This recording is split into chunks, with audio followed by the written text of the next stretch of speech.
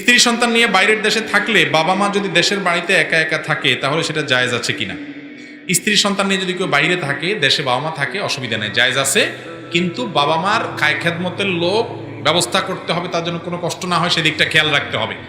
বাবা মারও এক্ষেত্রে বোঝা উচিত যে ছেলে তার স্ত্রীর সাথে থাকলে তার চরিত্র ভালো থাকবে। অনেক বাবা মা আছে এটা বুঝতে চায় না, শুধুমাত্র বৌমারে রেখে দিতে চায় কাজের মেয়ে হিসাবে।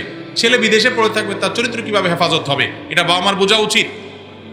আবার সন্তানেরও বোঝা উচিত যে আমার বাবা মা তারা কিন্তু আমাকে কোলপিঠে করে বড় করেছেন, বৃদ্ধ হয়েছেন, এখন খেদমত দরকার।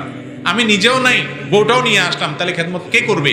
অন্তত লোকজন দিয়ে, টাকা পয়সা দিয়ে, কাজের লোক রেখে, ভাই বোন আত্মীয় স্বজনকে দিয়ে বাপমার যাতে কোনো ত্রুটি না হয় সেদিকটা তাদের কি করতে হবে? খেয়াল রাখতে হবে।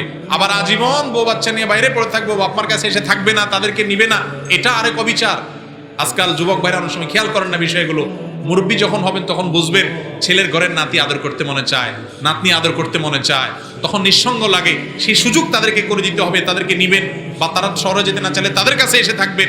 কিন্তু বাবা মারা আবার সারা জীবন যদি চান যে বৌমা আমার এখানে পড়ে থাকো, তুমি আজীবন ঢাকায় বা বিদেশে পড়ে থাকো, সেটাও কিন্তু বাবা মায়ের উচিত না, এটা ন্যায্য কাজ না। সবাই সবার দায়িত্বের ব্যাপারে সচেতন হইতে হবে, তাহলে ইনশাল্লাহ কোনো অশান্তি সমাজে আর হবে না।